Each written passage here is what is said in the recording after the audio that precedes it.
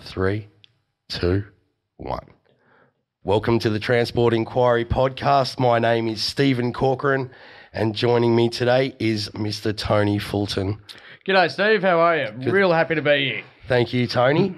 This podcast is in direct correlation to the Federal Senate inquiry into road transport. Today is the 25th of November 2019, and Mr. Fulton and I are both submission contributors to the Senate inquiry, and we are both protected by parliamentary privilege. As a committee document and proceeding of Parliament, our submissions are protected by parliamentary privilege. Parliamentary privilege refers to the special rights and immunities attached to the Parliament or its members and witnesses, which are necessary for the discharge of parliamentary functions.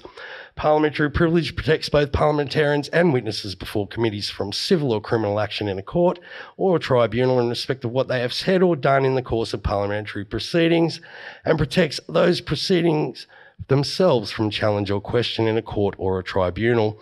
It is unlawful for anyone to threaten or disadvantage a witness on account of evidence given to a committee, and such action may be treated by the Senate as a contempt. It is also a contempt to give false or misleading evidence to a committee. There you go. A bit of a mouthful there, wasn't it? And that's all the time we got today. So. Keep it safe out there, everyone. Yeah. So Tony, you took the time to write a submission. I did, and it actually it came about, and for people that don't know, I'm Tony from Tony's Truckin Stories. Got a bit of a following on social media mainly. Absolutely. If you don't know, go check him out, Tone's Truckin Stories on Facebook. He's amazing. Before I go into his submission, I'll go into a little bit about Tony, not too much because we'll save it for the end, because he's got a beautiful truck. That's got to get to Sydney tonight too, by the way. He has to go there, but we're going to talk about his submission first. That's right. So, as we were saying, you actually hit me up on my Facebook page and just asked, was I going to do anything about it? I just responded saying I'll have a look at it, which generally happens. No one pushed me or anything, so went over it and I actually thought to myself, this is a pretty big thing that for the trucking industry, considering I've never seen a Senate inquiry before that I knew of. So I was pretty keen to get involved and get my 2 cents worth. So I read a few of the submissions there. That was probably over a month ago, so I can't remember exactly how a lot of them went, but I saw the focus people had from different parts of the industry. And, read them and took them on board. A few I agreed with, some I disagreed with. But I actually just went with my focus in the end, which was a couple of points. One was a mobile app, which I'm actually addressing at the moment outside of this submission. But the other part was to basically nationalise the whole industry for interstate drivers, where it's one set of rules across the board rather than having Victorian law, New South Wales, Queensland, etc. So when you cross the borders, it's a little bit different. The way I see it is that you can't really do anything until everything's run under one umbrella, I suppose. And that's pretty well the brunt of my submission, I suppose. I love that idea, the one umbrella idea. It just goes to the heart of trying to cover these drivers with some kind of protection. And an umbrella, as you know, when it's pissing down rain, that's all you can think about. And right now what's happening in our industry is it's pissing down rain all over drivers, but it's pissing blood. Yeah, it is a little bit. It's extremely difficult. I'm an experienced driver, been in the industry probably 15 years, and I still, on a weekly basis, have trouble finding the information I need to actually do my job correctly, which I do a fair bit of heavy haulage, high loads, wide loads. To actually gather the right information is hard to find, especially in New South Wales. And with my Facebook page too, I get a lot of people actually hit me up, sending me messages, asking questions, and I don't have all the answers. I'm more than happy to say that. Of course, because there's no umbrella group. There isn't. And I think we were speaking earlier, there's roughly 6,400 laws in the transport industry. Yep. And how many of them do you have to be compliant with at all times? I would have thought all of them. Yes. Well, that would certainly help, I guess. Yeah. And tell me, for people that that aren't familiar with the road transport industry at all, and they're hearing this for the first time, they're like, I don't understand what this inquiry is, and I've clicked onto this YouTube channel and there's all these trucks that have been destroyed, and why are they talking? Tell me. Why? Because we're the people that want to see a bit of change. Absolutely. That's probably the main thing. That's probably 2 years ago when I started my page. That was my main focus. It was actually shedding the industry in a positive light, and showing the benefits of it, to not just people within our industry, but outside it. And that's the important part, that to the general public, I think most people would agree that anything you see on trucks is generally going to be a negative thing in the media, the media eye, the rogue truckies. Yeah. And don't we love that cowboy one too? Yeah. As soon as you hear that, you go, oh, rightio, here we go. Another beaten up. Absolutely. And you know what? You're only one step away from being a full-fledged criminal. Oh, yes. Borderline with it, yes. Absolutely. Even though if you're in compliance with 6,400 laws, you can be killed. That's right, yes. Like that, if people could hear me click. So I want to talk about your submission directly, because it strikes to the heart of what you're doing with Tone's Truckin' Stories. Yep. Now, as I've said to you off air, the way that you are teaching young people through your videos, it caught me from the very first episode, as you know. Yeah. And how many young people are contacting you through Facebook? Honestly, I'd probably be at least a dozen a week, I would say, and all at different levels. I've had young blokes and girls as well contacting me, and one of the main thing is they don't know how to get into the industry. Yeah. You'll get love trucks, dad drove them, and that's the thing. Like, some of these people are actually coming from trucking families, which up until probably about 5 years ago, easy done. You're straight in the industry, you jump in a truck, off you go. Whereas it's now become extremely difficult, because you got the greatest catch-22 out there, and that's you need the experience to land the job. And you need the job to get the experience. And that's a thing. And insurance is extremely hard on drivers now. Yep. With age. Yep. And also the fact that if you've got some blemishes on your license too, that can make it really hard. Absolutely, and it should too. And I mean, let's not make any apologies for how many laws there is, because let's be serious about what caused all this. Was that a truck and a coach hit down at Grafton, right, and killed a whole lot of people. Yep. A whole lot. And then there was another one at Kempsey, and it killed, and that was 2 coaches. Yeah. That was a while back. So the Australian federal government overnight, right, the Transport Minister immediately set down a 90 kilometre hour speed limit, right? Unless the truck was speed limited to 100 kilometres an hour, the truck had to display a sticker saying so, right? They banned stimulants and amphetamines from the industry, and now we have this system. We do, and it's almost become extremely over-regulated. And the thing with these things... Well, I mean, I didn't mention the logbook just then, because they introduced that as well, but it's morphed into a whole different beast that we're going to talk about. That's probably the bigger issue is on that fact. But I wanted to go directly to your submission in that a standard national law, because currently... in Australia, the Northern Territory and WA are not part of the National Heavy Vehicle Regulator. Now, or fatigue management. But they are 2 separate issues. They're very complicated and technical, and we'll deal with them separately. Yep. Now, just to read directly from your submission, it says, there can be no positive change to transport nationally whilst all legislation is dictated by the individual states. Now, you and I both agree on that, because when you want to go from South Australia to Victoria, why should you have to deal with 2 different bureaucratic bullshit systems when it's a national system? So then you go on to say, one could come up with the greatest ideas or solutions in the world, but just one state doesn't agree, and the whole system breaks down. That's exactly it. So we've got federation in Australia, where we're all under one banner, right? We've got the states and territories that work under COAG, but then they hammer down in 7 ways a Sunday in 7 different states. That's right.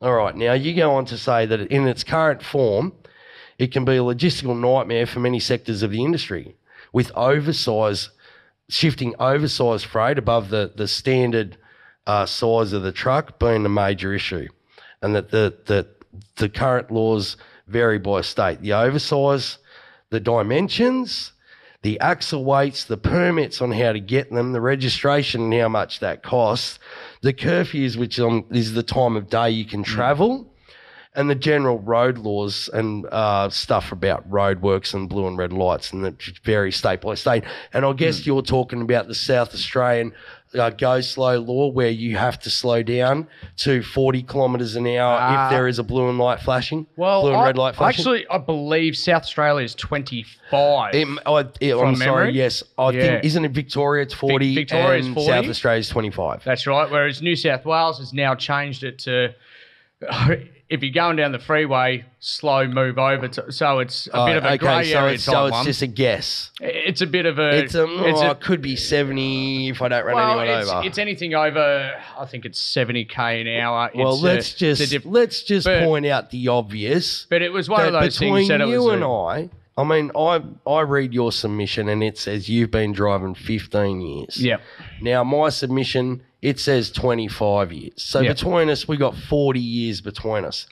Now, we just didn't know what that little law was. Can you figure that out? And that's one of 6,400, remember? That's right. So, well, I mean, there's probably 100 of those, right, are just about this one particular thing. Yeah, that you and I could and there will be 7 different interpretations from 7 different states and territories. Oh, exactly. Yeah.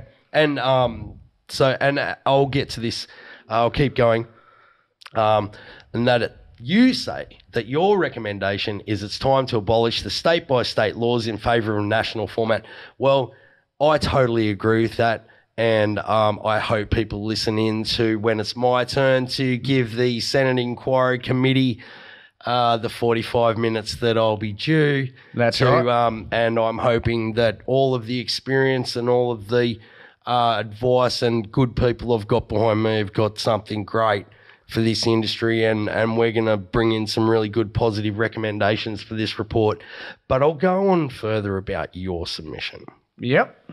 Because it says, further to obtain the relative legislation from state governments, web pages and stuff like that, information is near impossible task, right? Particularly when you're working on the road. That's correct. Right? You're trying to get the information, and it's just not out there for you to get. And it's not easy accessible. I mean, I would say 99% of drivers, 99% of drivers are using their phones on the road. I mean, that's their only access to get information. Yep. And I would say most of those websites that you go to, they're all desktop based. Yep. And same with NHVR's site. Yeah. I don't know if you've tried to use the Journey planner on that, but it's effectively impossible, and you can't use it while you're driving. And this is you were talking about the National Heavy Vehicle Regulator website. That's right, which I believe too has no... no idea. Well, they have an idea, but the fact too is if you use their app, they've got no... what's the term? Idea. Well, look, we'll get on about the National Heavy Vehicle Regulator because I'll give special room in hell for them. Oh, right. But we'll keep going because I want to keep talking about your submission because it's so good, and I know you want to get to Sydney, so we'll keep going. Okay, now you say that we need a national phone app. Yep. Right, and what we were just talking about, right? And that because it's so extremely difficult to get the information that you need, that this app will encapsulate all the things that you need and every driver needs. Just tell me about that. Rightio. Well, I've actually in the process of building that at the moment. It came from the submission. Got in contact with a couple of people and actually building it. So at this point... And do you want to shout out to them? I won't shout out to my business partner with it on at the moment. But well, keep going. But yeah, so keeping a little bit closed doors with that type of thing until really want to launch it. All right. So in your submission, it says that that the app should contain truckies' atlases, maps, public way bridges with the information about them, information about the weights and the combinations and all the bridge heights and their load limits. It should also provide permits and gazettes for every state for the trucks. It should store all the relevant documentation. It should be a journey planner with warnings and have in-between points with instructional videos, and also have information about curfews, bypasses. It would also provide drivers with information about where they could eat and shower at roadhouses and whether or not they had good ratings and were worth stopping at. Because let's face it, Tony, how many out of 10 are worth nothing? Out there? Yeah. Come on, be honest. There is quite a few. You really... No, come on. How many in between Sydney and Brisbane would you honestly say that is a quality roadhouse? No. Or... Say your mum comes to visit. Yep. Right? Going to take mum for a great meal. Right? What roadhouse do you take her to? Well, not on the Pacific Highway. Okay. All right. What about a friend you used to go to high school with that you can... which one would you go to? Get a decent feed or... No. Look, okay, you're going to meet up with a friend you haven't met in a long time. Where are you going to meet up? Bugger if I know. Kentucky Fried Chicken is usually the go on the highway. Okay, so we're talking about KFC's about as good as you can get, which I'm telling you, people, that's the truth right there. Yeah. Okay, we'll go on about your submission a little bit more. This app, it should have the weather, current weather and a predictive weather, I'm guessing, because obviously when you're towing oversized, you need 200 metres of clear vision under your permit. That's right. And a bit of fog or a bit of rain and stuff like that. And so that messes all that up. So it should have all that stuff with also the sunrise and sunset times. And we all know, because you're not allowed to travel in the dark and the fines are massive, and you are allowed to drive from sunrise time to the second. Shout out to the Bureau of Meteorology if you want to get those exact seconds, because you have to go. Like when you're going across Australia, right, and you're going in the opposite direction of the sun during winter and you've only got 9 hours travel time, that's hard. Oh, yeah, and it makes it difficult in the fact that you cannot stop throughout the day. Absolutely. Every minute you pull up is a minute you lose that night, tomorrow. That's right. So we'll keep going. Now it says how to drive and load safely, weight distribution, fatigue management. I'm guessing you're saying there instructional videos for these kids that you're talking about coming into the industry. Exactly like what I do in my videos, but probably on a bigger scale. Yeah. Absolutely. And that's what I was saying before. The instructional videos that you provide to these young blokes that aren't driving yet, that they should be recognised prior learning when they do get their licence. Yeah. Oh, well, it's a key to it. If you want to educate yourself before you get into the industry, I think that's pretty important and impressive to absolutely. And it goes to show the commitment that professional Australian truck drivers go to do their job. Okay, well, we'll just finish off on a few dot points on this app, because it is all encompassing and it sounds awesome. You also go on to say in it that this app should have the emergency contact for all your loved ones, as well as your employer and stuff like that, and also to your truck dealer and stuff like that. Also the enforcement and compliance officers like the RMS and Vic Roads and Queensland Transport and those sort of things. And more importantly for me, is rest areas. Oh, that's the biggest one for me. The size of them that they can fit the trucks, whether they're dirt or whether they're bitumen, whether there's room to go to the toilet. That's right. Right, because there's more and more female drivers now. Absolutely. And the idea of just having a piss on your left-hand tyre, those days are gone. That's out the window now. Like, if we want gender equality in the transport industry, we need ladies' toilets. Well, I think it's just the fact at this day and age, no driver should be able to just have to sneak off to the side and have the old whiz on the side of the road. Because how many parking bays out there have that waft about it that's not that nice? There's a certain... But the fact is there's no alternative. So, if you want to talk about WorkSafe and that type of stuff, you go, how many factories have you been into in the last 20 years where you go, oh, you got a toilet? No, mate, no, our workers don't have them don't here. Get me started. Don't get me started on workplace law. So, we won't get into that one. Yeah, okay, we'll finish one off for with another this. time. We'll finish off with your submission because it's very good so far. The logbook, work diary, right? With informational videos for these young guys and girls on how to fill them out. That's it. Like, and are they really that complicated that we're going to have to teach it in school? Are they really that technical? How many pages in the front of your logbook does it say to teach you how to fill it out? I believe it's 20. Isn't it 40? It's quite a lot. I think it's 30. It's quite a lot. And there's parts in it that... Do you find it confusing? Don't count. Oh, bloody oath. Yeah. And there's parts in it like your personal time of driving. That's not actually in the logbook where you can take your prime mover and do personal things in quotation marks. Yeah, okay, we'll get to that. We'll get to that because that they've come out of this with that as being something new. It hasn't been new. No, it's been around for quite a long time. Back when I first started driving trucks, and our time counting system was a midnight to midnight system, right? You could work 12 hours a day. Right, so you could work from midnight, like you had to have a half an hour break after 5 hours, right? So very similar. Start at midnight, you work till 5, to have a half hour, you work till 10:30, you have a break till 11, you can work till 1, then you can't go till midnight, right? Yeah. But if you start at lunchtime, right, so you have a 12-hour break, you start at lunchtime, you do 5 hours, that's 5, half hour, 5:30, 5 hours, there's 10:30, you have a break, it's 11 o'clock at night, right? Right, you've done 10 hours, it's 11 o'clock, right? Midnight's an hour away, so you do an hour, you've done 11 hours. Guess what? Your time starts again, right? Because you come into the 24-hour system. Oh, right. That was an old system. You have a few hours, right? So your time starts again, so you can work till lunchtime, right? Most people are going to be feeling tired and have a sleep, right? But you can work till lunchtime. But when you get to lunchtime, you're off the road. That's it. You're done. Because it's time for your 12-hour break. Now, not everyone's going to work 12 hours in a row, but as long as you have 12 hours off and 12 hours on, you can still do your job and have the flexibility, but it was mandated to have a 6-hour break, right? Yes, yeah. Okay, and the 6-hour break is easy to manage, right?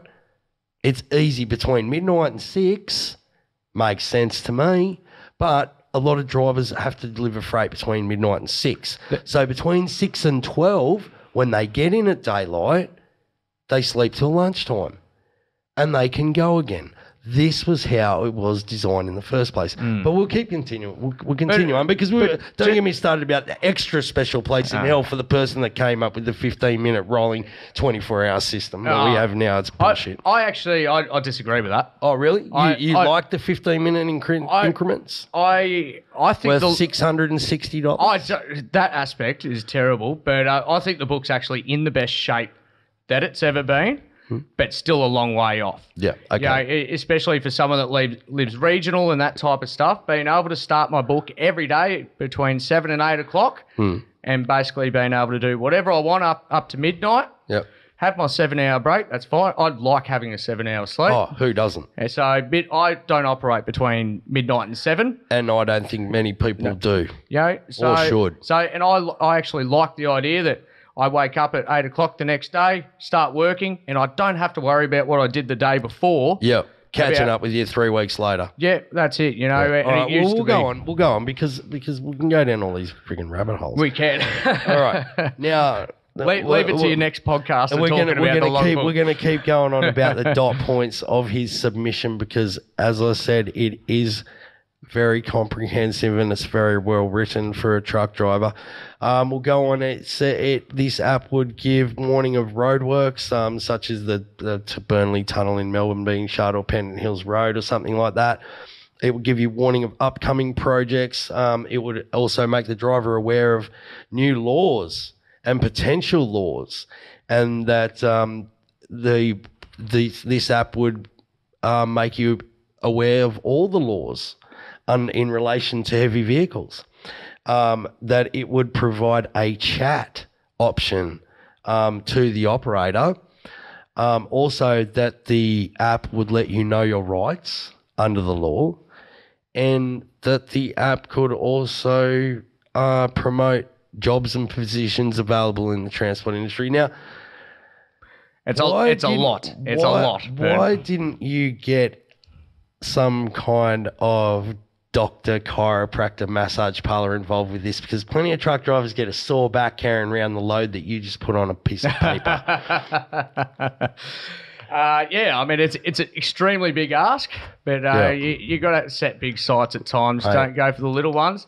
And like developing this app at the moment, it's not going to be not all that's going to be on the initial launch, but still looking to put all that stuff in over the next couple of years, because I think what drivers need is a one-stop shop where you get all your information, do all your stuff. You can't have a new person coming in the industry or an old person being able to find 25 different little bits of information to do the same job. Like it really, our industry has fallen that far behind. How much of it is red tape? Like you're an owner driver. Geez, forever. Red tape, the extra little bits of money that, is just getting taken from you here and there for bugger to buy. No, I don't see new rest areas and that sort of stuff coming up anywhere, or more stuff going towards us, the drivers. Yeah. But every corner you seem to come to as an owner driver, there's just another little way to, you buy a new truck and then they go, we'll take stamp duty. Let's talk about your new truck. Rightio, the Mallard. Yes, the new Mallard. Truck. The Mallard. Tell me, what is the Mallard? The Mallard is my K200 that I got from Brown Hurley, Coffs Harbour. They're fantastic designing that one. Shout out to Brown and Hurley, and especially Jim Hurley, a good friend of mine. Phil Atkin was actually the sales bloke with me. It was a ripper. And Packard was fantastic with it all too. They are the world's best. They are the absolute world's best. And I was talking to you before about the Kenworth Dealer Hall of Fame in Alice Springs and how excellent it is. It is the centre of excellence for Kenworth and for the road transport industry in Australia. So tell me about the Mallard. She's a brand new model. That's right. Yeah. So she's about 4 months old now. 290,000 on the clock. So traded my last one in. I saw that I had to have a new truck to keep down maintenance costs and all those sort of things. It was the right business call to make, and I've been pretty happy with it at the moment. Yep. The term mallard actually comes from I'm a pretty big fanatic of steam trains and the industrial revolution. So I actually named it on the quickest ever steam train ever produced, which was named Mallard. So she's a train. And it was streamlined too. And I think it didn't have bullet lights on the roof, but was it blue? It was blue. Well, Yeah. What sort of speed did it sit on? Oh, that's a very good question now. I guess it wasn't speed limited to 100 kilometres an hour. No, it wasn't. I think it cracked up around the 168-ish, somewhere up there. What do I mean, 201, maybe 160-something mile an hour? I don't know. Tell me. I can't remember off the top of my head. Okay, tell me, just to cross-reference back to the other submissions that are on the inquiry website, right? Like, I think yours is awesome. Mm-hmm. Tell me about the others. Is there any others that stand out as having the ability to provide excellent recommendations in this Senate report? I think there was, which I was really pleased with. When I put mine in, I think there was only about 15 or 16. Yeah, yours is number 22 on the website for those that are listening. Right, yeah. Read it, yeah. And I would have thought 80% of them were actually very well written, and not by high-profile people, but by heads of companies from around Australia, and they were fantastic, a lot of them, and relevant and to the point. And the thing is, nobody focused on just one thing. Well, it's such a broad industry, and there's so many different jobs. Like, as you know, like for those of people who don't know Tony yet, haven't been to Tone's Truckin Stories and checked out the Mallard and what he does with it. You travel around with your dog. What's his name, real quick? Kelsey, but everyone knows it as Puppies. Okay, well, there puppies. You go. Okay, so he gets around with his truck. She's a brand new Kenworth and she's beautiful. I saw her this afternoon. It's amazing, people. Just go on and have a look. It's a credit to Kenworth and it's a credit to Tony. But your trailer, it has ramps on the back of it so that the freight drives up and onto it and back off again. That's the plan. And that's very different than most trucks that you see. So you have a different skill set. That's correct. Yeah, it's no day is the same for me. The ex-transport minister, the current opposition leader, Anthony Albanese, wrote that the combined cost of truck driver deaths each year is $2 billion. In the last 10 years, that makes $20 billion. The percentage of GDP that is, do you think that that's a waste? Yeah. Okay, so it's a lot of money to... So what could the transport industry do with $20 billion? Well, geez, $20 billion. Okay, Jeez, that's a bit, isn't it? Well, let's just say that Anthony was wrong, and we'll go. It was only $1 billion, so we only have $10 billion. Yeah. So say that we did nothing with it and we added it to the national economy, $10 billion to GDP. Would that make a difference to our industry? Oh, to our industry? Yeah. I think it would make a great deal of difference. So it would definitely get politicians interested if we could show that we could at least, if you halve the number of truck drivers being killed, you could save potentially $10 billion over 10 years. Easily. Yeah. I understand your point now. I was trying to get those figures and numbers around, but I mean, just the simple one is the rest areas. Yeah. In a drive of, say, half an hour, how many parking bays that are available to you to use if you're tired do you see?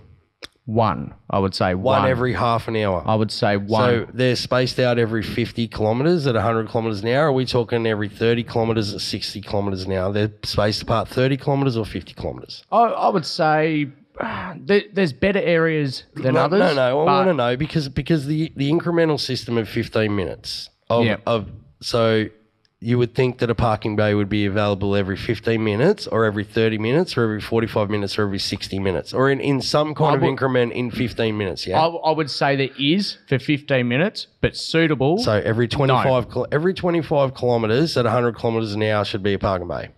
Yeah, one that you can have a 7-hour break in. And a stopping bay on the side of the highway does not count as a rest area to me. So you think...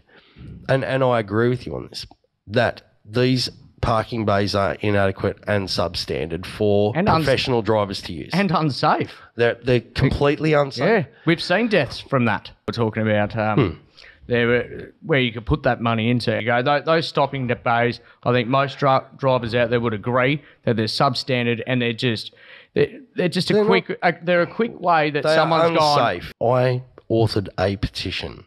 And it was called the Petition to Recognise Deaths in the Transport Industry, and it was tabled in federal parliament in 2013. Now, hopefully this inquiry is going to come up with some positive recommendations, and your submission, I believe, has great strength towards this inquiry. So thank you for writing about it. Yeah, right? No, that's no problem at all. And these are things that I've recognised because I was away from the industry for a few years and came back in and noticed that drivers were starting to use rest areas. It used to be 10 years ago. If you pulled up in a rest area or a parking bay, you'd wake up in the morning, you'd be the only truck there because everyone kept pushing through. Whereas I think the consensus now with drivers is a little bit that you get to the midnight mark, bugger it, I'm going to bed. The majority of drivers, they've had the kick in the ass that it's, you're starting to get fined. There's cameras everywhere. You end up having to be compliant. It all sort of came together. Companies want to do it because you want to look after your trucks, your drivers. To a degree, it could still get better. The RMS and all, those type of ones, they started really cracking down on compliance and that sort of thing. So just by chance, the industry has totally cleaned itself up. The consensus in drivers of the difference between, I've got to push through to 2 a.m. to bloody get that off in the morning. It's not so much there anymore. It's, you get to midnight, you go to bed, you get up, and you do what you can. Are you aware of Operation Rolling Thunder? That was an absolute disgrace to name that after what it was. For those people that don't know, Operation Rolling Thunder was the largest police operation to ever be held on Australian soil. Do you want to talk about it? Well, it was basically just to get truck drivers for whatever the hell they could. And they conducted 5,000 drug tests on truck drivers entering New South Wales. That's right. Do you remember how many drivers tested positive to those 5,000 tests? I feel like it was something like 0.02 or 0.2 Of a percent? of a percent. It was very, very low. It was less quite than low. 0.1%. Yeah. Right. Okay. So clearly, from your anecdotal evidence and what you're saying in your submission, is that truck drivers, especially yourself and owner drivers that you talk to, are compliant with all these laws. Definitely. Yes. Yep. By a long way. I don't know any. I don't know a great deal of drivers out there, which you probably don't believe by being on social media. But anyone that I deal with, no drugs whatsoever. None of them have fast trucks. Yep. I mean, what's your truck speed limit to? 100 kilometres an hour exactly? It is. Yeah. What I see in what Tone's Truckin' Stories does is provide a level of learning that I've never seen before, in that your videos are instructional for these people that want to come into the industry. Oh, yeah, I'm very proud of it, to be honest, that, in 2 years, the feedback that I get from people is terrific. I mean, it's not all great. I'm not everyone's cup of tea, but... no one is. I'm pretty happy where it's sort of come in the last couple of years, that it began with just having a bit of a laugh and a bit of fun to all of a sudden starting to being able to educate, especially young drivers. Yep. And but I get messages from all walks of life. So education is the key. Well... The thing is, I think people, they're sort of getting educated without even knowing it. They're through your videos, they're being educated because you're showing them the right way to do it. Well, that's it. I'm doing it the right way, and at the same time, we're having a bit of a laugh, whether it's a stuff up that I've done or an interesting load or something like that. I sort of do a quick video on it, and people get a bit of everything. And one of the major things for my videos and Tone's Truckin' Stories is just to shed the industry in a positive light. Yeah. For everyone that's out there, it's not just for truck drivers to watch. Yeah, because of all the rogues. Oh, yeah, rogue. And what are the cowboys? Yeah, that's right. Yeah. I did start with a cowboy hat, but yeah, I've upgraded to my peaks now. But sun protection is a very important that's thing. That's it. Yeah. Especially when you're sitting under a piece of glass all day. That's it. Yeah. But, one of the big things is I've got quite a large following for people that aren't even truck drivers at all. That's right. And that's half the battle that we've got in the industry. It's the image. Yep. And that's what we've got to change. And that comes from media. And if that means I can just do my own little bit and, a mum of 4 sees one of my videos on blind spots and goes, wow, I didn't know that. Yep. Bang. That's what we're just trying to get through to people one bit at a time. We don't want people looking at truck drivers and straight away thinking, I hate that person. Now, you want to talk about my submission? Yep. All right. And it's number 14 on the website. Well, it's to the point. You've been about this for 10 years. Everyone has their own thing to clean up their workplace, right? Even it takes some personal responsibility for everyone. That's right. And so everyone, what's your idea? Everyone, what are you going to do to clean up your work site? That's it. What are you going to do to save your mate? Yeah. What's your point of view? What needs to be done different that someone hasn't recognised? You and what's relevant to you? That's probably the big thing. Because it's so widespread, our industry. Not one thing is going to suit every driver or company out there. So everyone has their own point of view and something that's relevant to them that's going to be important. And that's what I learnt with the submissions, that no two were the same. Yeah. No one was actually interested in talking about safe rates or anything like that. Will safe rates save lives? Because some people will say that it won't. I think it'll just standardise a rate that no one can actually make any more extra money on. Like you see a truck crash and it's on social media and someone says, well, how would safe rates save this guy? Or how would danger money save this guy? I think the problem with it was no one knew exactly what the legislation was going to be. So how can you support or not?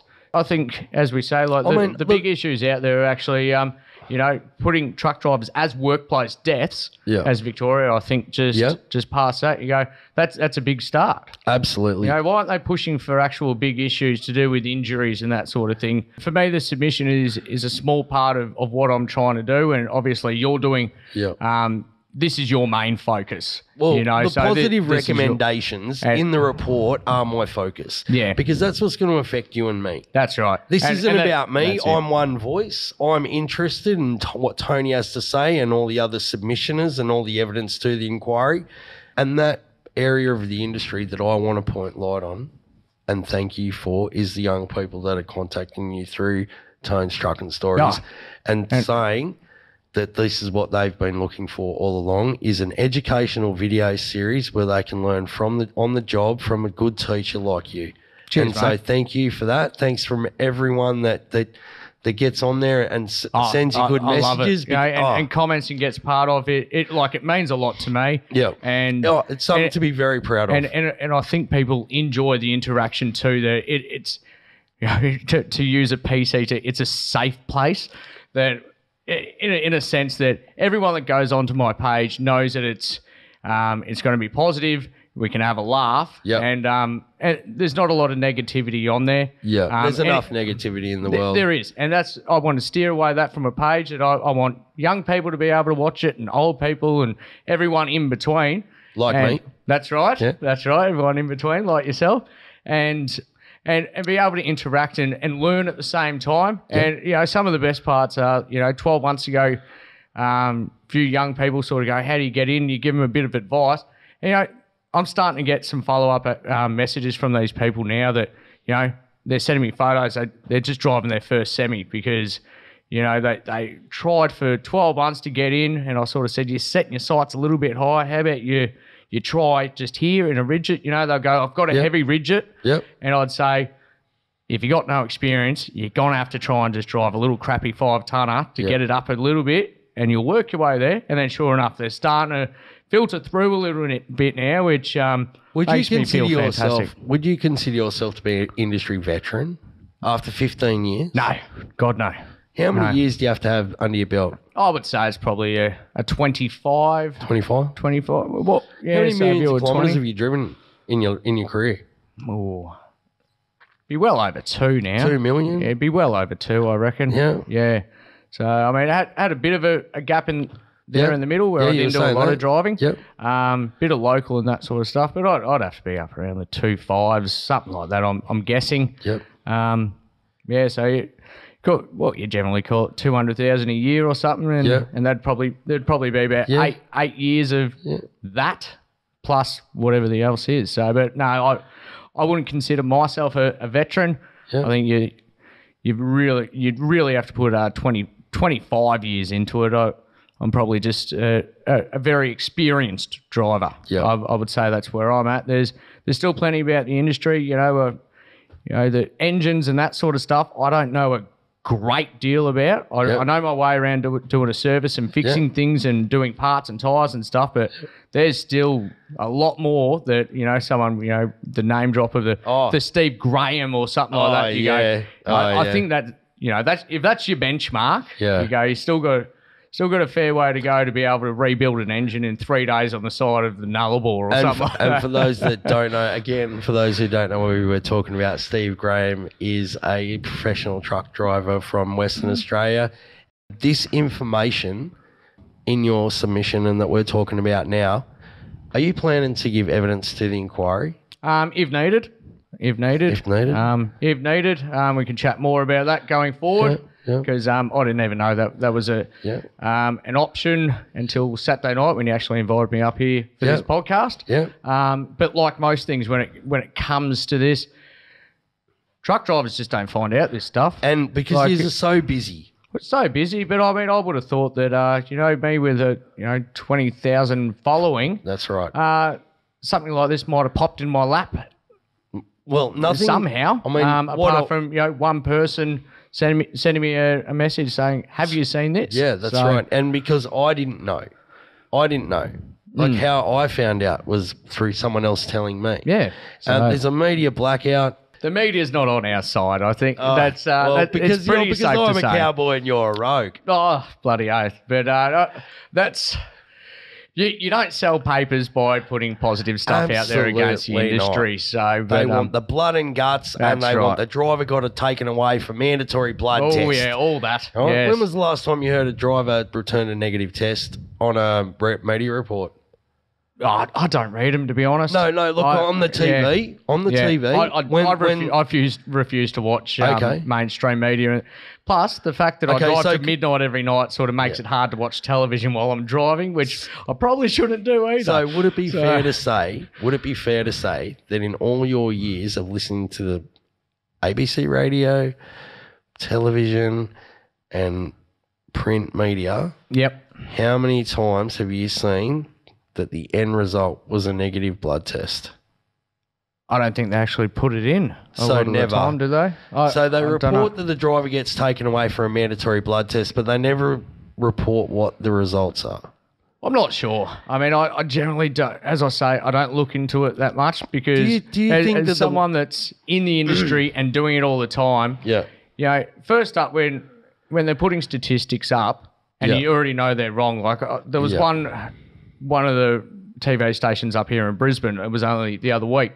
Flashed up in the news thing. 8 out of 10 trucks tamper with their speed limiters. Oh, and I saw that one. It was the worst. And you go, I'm out. You go, you've already lost me because I know that's a lot. Just make don't ever buy anything brought on a truck, you piece of crap journalist. But it's easy.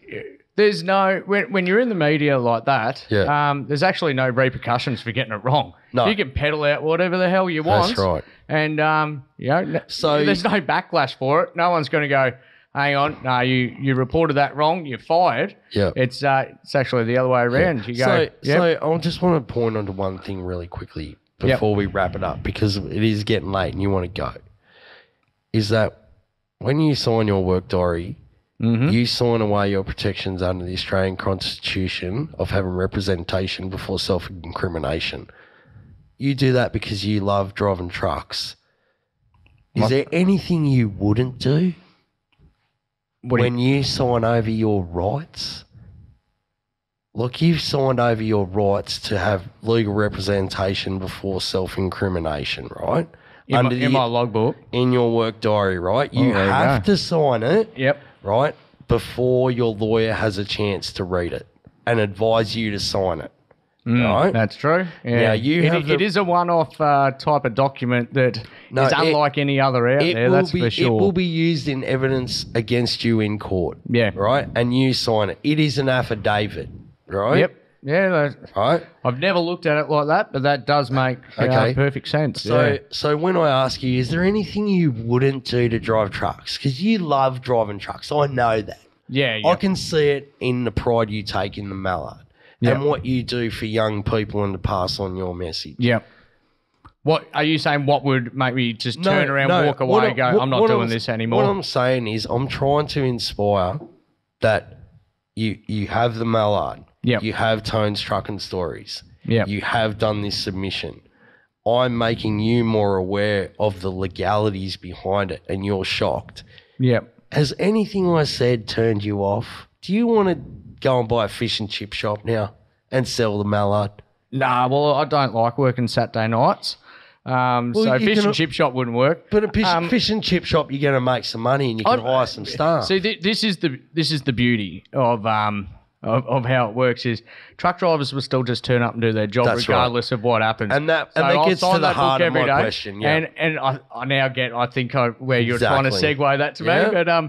But you could make the fines $40, $600 or $6,000 You'll take for the on same bankruptcy. thing. Yeah. You go, you're still going to bloody sign the book the next day and do your job. Yep. Because I would say 90% of the time it's actually an admin error that you've made, not a... You haven't genuinely got... issue. No, it's bloody oath it's not. Yeah. I don't reckon I've been fined in the last 10 years. I rarely get a logbook fine. Yeah. But I'll be honest, almost every time they go, wait, Tone, you didn't fill out your total hours at the end there. You go, which is technically a fine. Yeah. But, let go because I smile and, say my thank yous. But, so but yeah, it's... For people that don't understand what it is that we do and what you do, right? You get to where you're going. You've got a paper book that you have to write in pen. And it's very technical and very complicated. Yep. And you have to count from the pages beforehand to the pages you're on now. How hard is it to do math counting up to 12 at 3 o'clock? Or you pull up at midnight, but 11:30 at night, Do you enjoy doing math just before bed? No, not particularly. Have you ever made? I don't like doing it at 2 o'clock in the afternoon either. Okay, so here we go. You're allowed to work 12 hours a day, but you've only got 10 fingers. How do you add up your hours?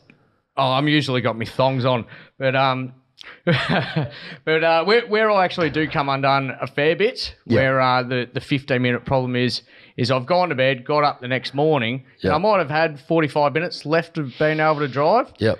And I've started the book too early and then rolled it over and gone 15 minutes over, even though I've had 8 hours sleep. Yeah. And that's where I've got a problem with getting fined. And that's does that affect your decision making on the road? Nah, makes no difference to my life. It just means I've got a fine sitting there that I've got to pay for. Yeah. That's really about it. It doesn't actually change how I go about my job one iota. How many fines can you afford per year you personally? How many? Yeah. Well, it depends how big they are. No, how many can you afford to take really? How many could Zero? you? Like, can you absorb a good one a year? Like, you got $600. Yeah. $660 for 15 minutes, right? Yeah. How many of them can you really take a year? I reckon that's a really good question, that one. There you go. Because I reckon if I got 5 or 6 of them in 1 year, for example, for something that I feel I haven't really done anything wrong, that would almost be enough to go, I'm out. Yeah. I'm done with this garbage. It's funny. You're just fining me for it's funny because I'm asking about the 15-minute fine, which is $660 for people that don't know. Yeah. Right. Do you know what the maximum fine is? $22,000. It's $22,000 and 4 points. Yeah. For a 90-minute infringement. How many of those can you afford in your career? One. You could really seriously afford one of those in your career. Oh no, you wear one. Oh, you'd wear one, so you'd pay it off through some kind of $50 a week deal. What other half a choice dozen ciggies, something. Yeah. Well, I think is there a $22,000 margin in it over the next 10 years for you that you can give to the government? No, I mean they take enough out of me anyway. Okay, you go that particular one there. You'd walk away. Yep. You're done. You'd put it on the market. Yep. I mean every man has their breaking point. I think that's the whole thing. Like you'd have to sell your house. I don't have a house. But I mean, a regular driver, like an employee that gets caught out on a 90-minute infringement, he's going to have to sell his house. You would have to come close to it. Yeah, or get a personal loan. It wouldn't be easy. You're stuffed for the next How many years would it take you to pay off a $22,000 fine? Well, I'd make it 70. Would that change? Okay. Would that change your behaviour to one where you've got to make that money up by working harder, or would it change your behaviour to be, I better not do that again, or else I will never have any money for the rest of my life? It's work harder. It's work harder. Yeah. It wouldn't slow you down. You would have to work harder to make up that loss. Yeah. You would. Well, what other options have you got? It gets you in that catch-22 that you were mentioning before. Exactly. You go, what do? You give up, walk away. I think you would. With that sort of a hit, you just go, this isn't worth it. No. This is not worth it at all. You go, all right, well, in 1 year I get a hit. But, I mean, how often does the 22 grand one come up? Yeah. But, I understand what you mean. Like, I've been knocked off probably 18 months ago, further 45 minutes over. Yeah. And the RMS officer actually said to me, he goes, probably 95% of the blokes that come through here that get done for logbook infringements have no idea they've actually made a mistake. Yeah. None. And it just happened that I was right at that moment making the mistake. I drove into the weighbridge going, yep, no problems. Yeah. You know, if I intentionally knew that I was burning my book, would I go through the bridge? I want to thank Tony from Tone's Truckin Stories for giving us his valuable time. Yep, no worries. I'm more than happy to do it. That's what I'm all about is trying to make improvements on the industry, and that's really what it's all about. So if I lose, what if I lose? 3 hours on a trip, don't make it to Sydney tonight, have a napsies at Hexham, that's it's all well and good because the end result to it is a better place for all of us over the next 20 plus years, and that's what we want.